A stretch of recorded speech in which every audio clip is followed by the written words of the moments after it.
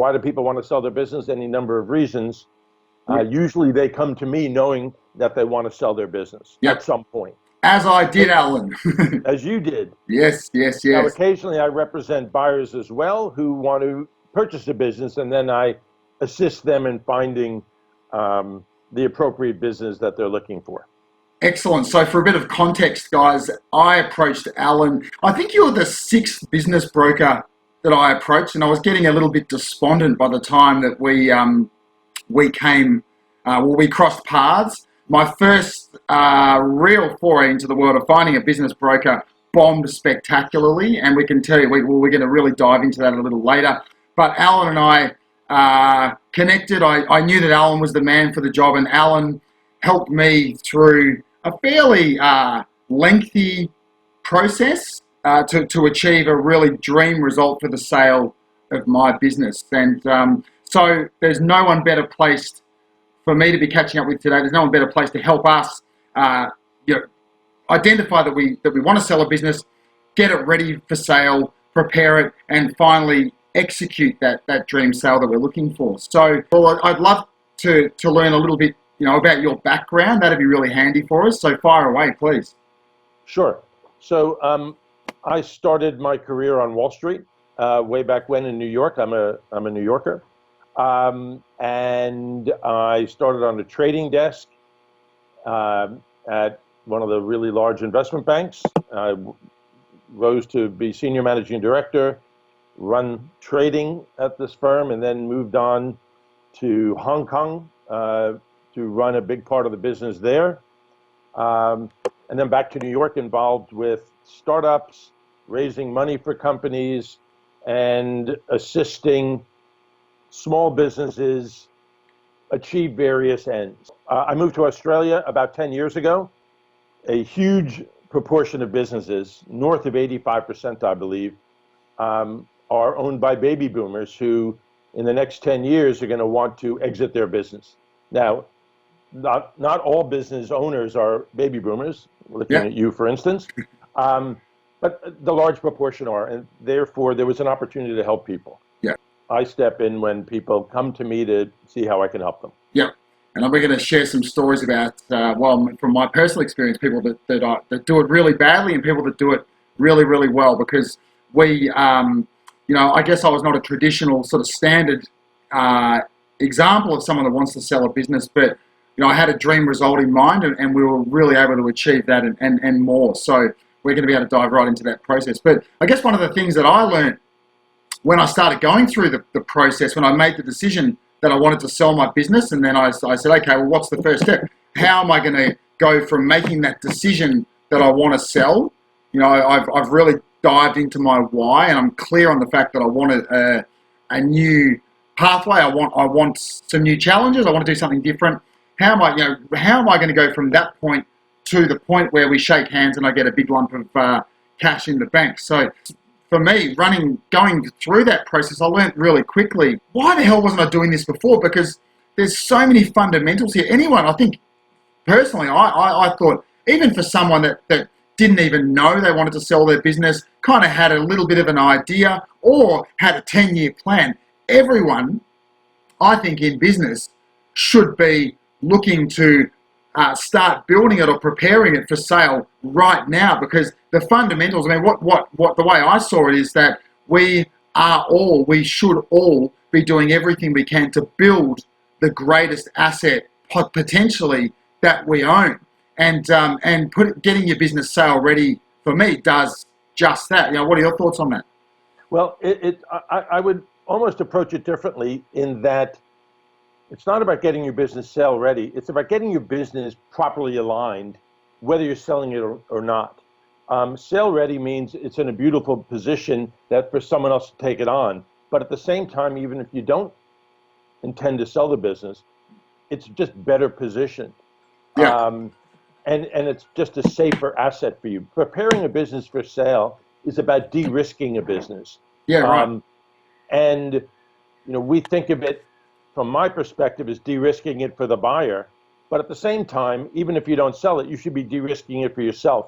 And that covers everything from having strong financials to having no dependencies to having strong management backup if you get ill or want to take in your case, for instance, a month-long vacation to Bali. Does the business run smoothly? That's just good business. So being sale ready is about cleaning up the business to be in the best possible position, even for the owner. So I sort of saw the first step in this process as making your business, for want of a better word, irresistible. The things the fundamentals that we need to put in place to make our business irresistible down the track for a potential buyer. And correct me if I'm wrong, you might have a different perspective, but this is a process. It really depends on the amount of time you want to invest in it, but it could be a 1-year process, it could be a 3-year process, a 5-year process to get your business aligned and get it to the point where it is sale ready. What do you think about that? Well, I think it really depends on where the business is today. So if you run a really clean business with perfect books, run no personal expenses through the business, have a broad group of suppliers, and you have a strong management team in place allowing you, should you choose to take a long vacation, then it's a shorter period of time. That in reality is just not the case. Most people, most businesses, under 10 million in revenues have a huge dependency on the owner. You take him out of the picture, what happens? That's where all the relationships are. Maybe, there's one business I'm aware of where the guy couldn't help it, but 70% of his business is one client. No one's going to touch that business because if that client disappears, there's no business. So you have to diversify away from that. Some people, as I said, run a lot of expenses through their business, whether it's their car spaces at home to every little expense, and that has to be stripped out and cleaned up. And so all of it depends on what position is the business is now to figure out how long it's going to take to get to the point where it's what I'd call clean. Okay. So assuming that... So it's very dependent on the state of the business. Absolutely. And assuming that the majority of, let's call them tour and activity businesses or travel businesses that are wanting to think about selling in a few years from now, well, they're going to be in a position where they might be doing somewhere between, let's call it, 200,000 and maybe 500,000 in revenue. And things are going to be a little bit of a mess, but to be honest, the books aren't going to be in great shape. They're probably running a number of expenses through. There's probably a big reliance on the owner of the business right at that point in time, and a whole myriad of other things. They might not have really great contracts or agreements in place with their suppliers or with their staff. So what are the things that I know what I did, and we're going to dive into that, but generally, what are some of the things that you would recommend, the places that a business might start? What's the first step? You've made that decision for whatever reason. I want to start getting my business ready to sell. What are the first sort of steps that you take? All right. So again, it's all about de-risking the business, even for yourself. That's the key. The key word is de-risking. De-risking. That's because buying any business, owning any business, has inherent risk. You always want to minimize that risk, both for yourself and for any potential buyer, because the higher the risk that's perceived in the business, the lower someone's going to pay, the lower price they're going to pay for it.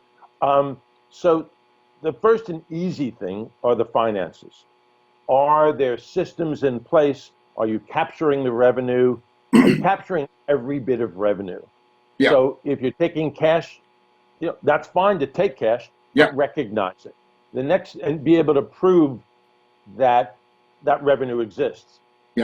If you are going to run of course you're going to run personal expense through the business. Everybody does. Be able to easily identify it, and there's a process called normalization of earnings. So what that means is, let's say your business makes $100 and you run $5 of personal expenses through the business. You would add back that $5 in expenses to say that the business really makes $105. So effectively, you should be saying that you or your bookkeeper or your accountant effectively has two sets of books. One, not in a dishonest way, but just so that you could present really clearly to a prospective buyer a set of books that legitimately have no personal expenses that you run through your business, and a set of books that, because we all do it, we have personal expenses that can be argued that are business expenses that we run through the Absolutely. business. So it's really being open and transparent and identifying effectively those two sets of numbers. I would shy away from the words of two sets of books. Okay. It has, certain connotations. Yeah. What I'd say is that the way to look at it is when a person buys your business, what expenses are they inheriting? Okay. Look at it that way. Yeah. And if they're not inheriting your personal life insurance or the car space in your building, or because you like to drive a Mercedes, that's run through the business. But the reality is the car doesn't need the business doesn't need a car. Yeah. That's not inherited by the owner. Yeah. So I would say not to keep two sets of books, but to be able to easily identify those expenses that will not travel with the business. Okay. I think that's the nice way to put it. Yeah. And doesn't mean you have to strip them out. If you can strip them out of the business, great. But if you want to keep running through the business, that's fine. Yeah. But when it comes to selling the business, you're going to want to add back those numbers and be able to prove that those really are not going to travel with the business. Yeah. Yeah. So that's the first thing to keep in mind, I believe. Okay. The next thing to keep in mind for every business is dependencies. There are three types of dependencies on a business. The first and primary one is the owner. So in a travel agent or a tour operator who has all the relationships, you want to make the business less dependent on you, the owner. Exactly. And that's, I guess, one of the things just on that, when I sold MPT, with follow-up conversations over the next 6 to 12 months with the new owners, they said on a couple of occasions, look, Josh, one of the major reasons that we really decided to go through with the sale was that every time we were in contact with you or via Alan through the due diligence process, and you were on a beach in Costa Rica, and then the next month you were in Ibiza in Spain, and then we didn't know where the hell you were. And then for us, we thought, well, we're looking at the numbers, we're seeing projections being met, where we're seeing that everything is adding up to the financials that have been presented to us, and you're nowhere to be seen, and your business is running and thriving while you're not around. And that was the real crunch thing that made us make that decision once and for all that we wanted to take the risk and purchase the business. Absolutely, 100%. Yeah. And because the opposite is a real problem. And so if that's the case in anyone's business, they have to undo that. Yeah. And in your case, because you happen to hire a really good general manager, and you had a couple salespeople, as I recall. Yeah. And you made a real point of pushing relationship towards them. Yeah. So that's really important. The second, so the dependency on the owner is the first and foremost thing that buyers look at. Yeah. The next is clients. Is all your business running through one client? Like I said, in the case of another business, 70% was one client, and it kept growing, and you couldn't stop it. You don't want to turn that business away, but you need to find other business. Yeah. Too risky for anyone, and it's really too risky for the owner himself. Yeah. So that's a big, and then also, of course, suppliers. So right now, if you're a manufacturer and you make widgets that require parts from China, and China is problematic at the filming of this video, you got a problem because you better have backup suppliers. Yeah. And all over the world, people don't. Yeah. And that transcends all industries, all type of businesses that we're talking about. Yeah. Yeah. So if you're an inbound tour operator and it all comes from one major supplier overseas, find other ones. Give me an example for like a travel agent, if you can. Let's say Abercrombie. I'm not sure because I don't know your business as well as you, but I know Abercrombie and Kent from way back. If they're the ones who are leading these tours, but they're really outsourcing it to MPT when they get to Australia, if they're delivering 70% of your business, I seem to recall there are other big tour operators overseas operators who need an inbound, on the ground Yeah. tour operator. You want to find them and pitch them that you could deliver for them. Yep. And therefore, you're getting business in from various sources. Yep. And what about if you're a corporate travel agent, like you specialize in corporate Right. travel? Give me an example there. All right. So earlier we were talking about suppliers. Now that's talking about clients, which is the next one, which is if you're doing corporate travel for BHP in Australia or Yep. for IBM in the States Yeah. or globally, you're getting a lot of business from there. Well, every year or two, they're going to reassess all their supplier relationships. And God forbid they decide to go to someone's cousin. Yep. And then you lose all that business. You need to diversify these Yeah. sources, your client base, so that if IBM pulls out, you have BHP Yeah. and you have JP Morgan Bank and you have Allianz Yeah. Insurance Company. Yeah. So you have to really make a point of going out and finding other corporate clients to diversify your revenue sources. Yeah. And I'll tell you, one of the things people look at is what percent of your business does the top one client represent, 5 clients, and 10 clients? That's You interesting. want to keep that relatively low. The top 10 clients should be below 20%. Top 10 ideally. clients below 20%. Yeah. Okay, that's the rule of thumb. And often the top one client could be 6-7%. Yeah. And the top 10 could push up. Yeah. But then the people will look at consistency. Yeah. How long has that been lasting? I had a client recently, and they got a new client, and it boosted their returns, everything dramatically. And the next year, it was a one-off. Yeah. Yeah. So that throws the numbers out. But Yeah.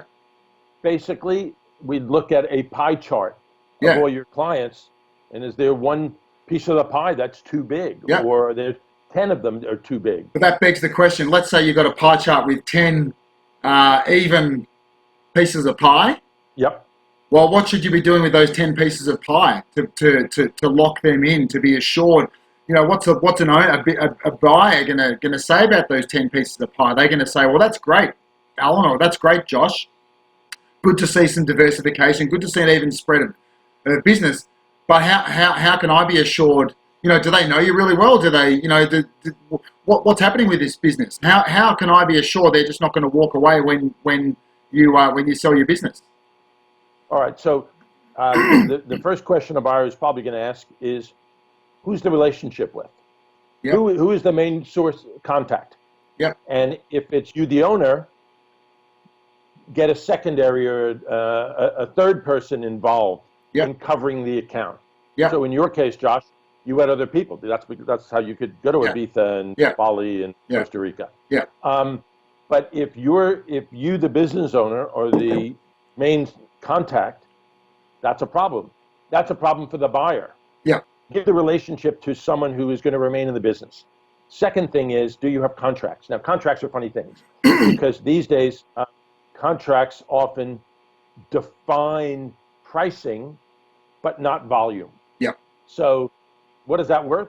Well, it's worth more than not having it. Yeah. But it doesn't guarantee income. The ideal It doesn't situation, lock in commitment, is what you're saying. it doesn't lock in revenue. It locks in relationship. Yeah. Or it locks in pricing, really. Yeah, is what locks it in tends pricing, but doesn't lock in a commitment. So yes. as That's long as right. they agree to be working with you, they will commit to this certain price, but they can turn around and walk away at any point. Yeah. So how do you actually tie them in tighter? Really unique thing, service. Yeah. Yeah. So what I'd say is as a seller, when the buyer says, well, how do I lock them in? Deliver good service. Yeah. We don't have to change a lot other than the reason these 10 clients in your example are sticking with you is because they like the firm, never say they like me. They like the firm. Yeah. They like the service they get from the firm. Yeah. We deliver on time, on budget, what they expect, and we're very responsive. As long as you do the same, there's no reason for them to change. But how could you prove this though? So let's say for example, what could you do to strengthen that relationship and give more of a guarantee that business is there to stay? Could you show them some email correspondence? Could you do some client feedback type exercises? Okay. I'd say a couple things. One is the length of the relationship is important. So if you have a corporate client let's stick to corporate clients right now, because individuals are, a little more random. Yeah. If you have a corporate client and he's been with you for 5 or 6 years, and the level of his business is consistently grown, the only reason it'll stop coming is if the service changes. If you have a guy a client who started 6 months ago, hard to predict. And is it a strong client because of a few pieces of business, or is there been a consistent, steady stream and it's growing, whether it's over 6 months or 6 years?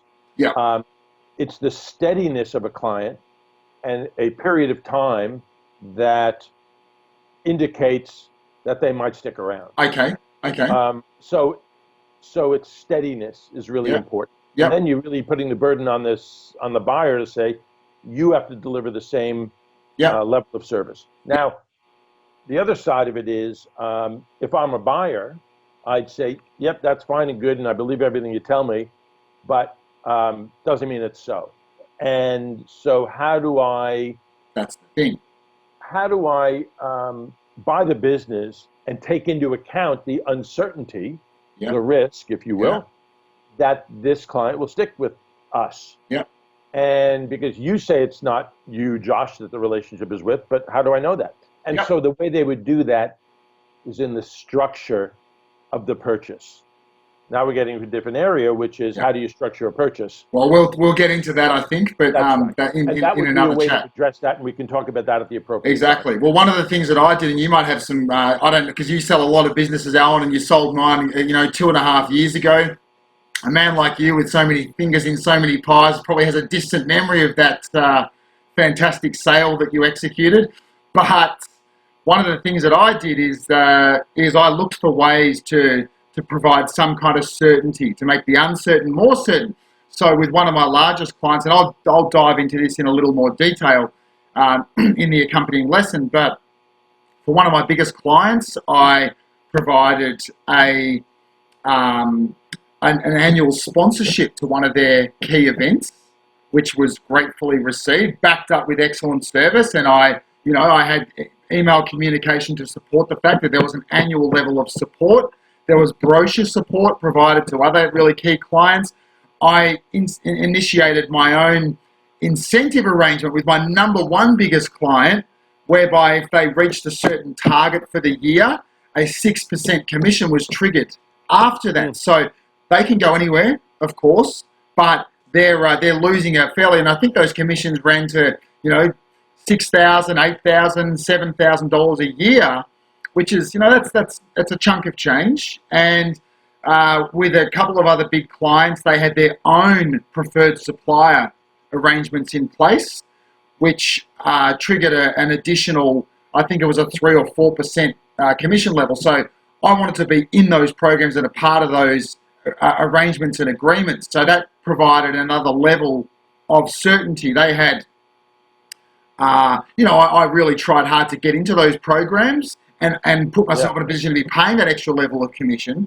But it meant that they had faith in me, they had belief, they were making more money from me rather than to get some newbie into the program. So there's a whole range of other ways that I worked really hard. Not into me, not relationship into me.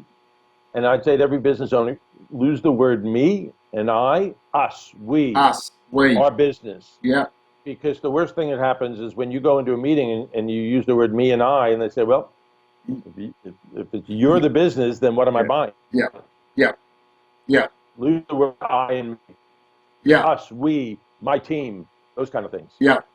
But I think it's brilliant to put together these incentive programs or to be part of incentive programs. Yeah. Because that does encourage the clients to be sticky. Yeah. Yeah. And the last part I just wanted to, when we're talking about de-risking, the last thing I wanted to talk about is a blueprint for the future. How important is that? Oh, huge, huge. So when I prepare an information memorandum Yep. for a business, I always say there are four key areas. I mean, they can be 30, 40 pages long, but there are four key parts. One Yep. is the executive summary. What's the general type of business and what does it do and how does it do it? You're a travel agent, you're a tour operator, where are your specialties, that kind of thing. Yep. Next page is the financials. Rough idea, what's the size of the business and how do you make your money and how much money do you make? Yep. The third one is we create a page of 5 to 10 bullet points, the key highlights. So if they're not going to read the whole thing, that's fine, but we don't want them to miss these 10 points. And then the fourth, and to your point, what we call the opportunities for growth. Yeah. Everyone wants to buy a business for $1 and turn it into $3 or $4. Yeah. And Is there any other reason to buy a business? Pardon me? Is there any other reason to buy a business? Not in my mind. No. And so everyone wants to turn it into a bigger business. So you can hope that they know how to do it. You, the owner, can hope that these new buyers are going to know how to do it and have the vision. Yep. But why take that chance? So say, if I were going to retain ownership, this is exactly what I would do to take it to the next level. It doesn't mean they'll do it, but it gives them a blueprint on where to take the business forward. They might buy into it. They may not agree with it. That's okay. But it's a path. Yeah. Really interesting stuff. Thanks, Alan.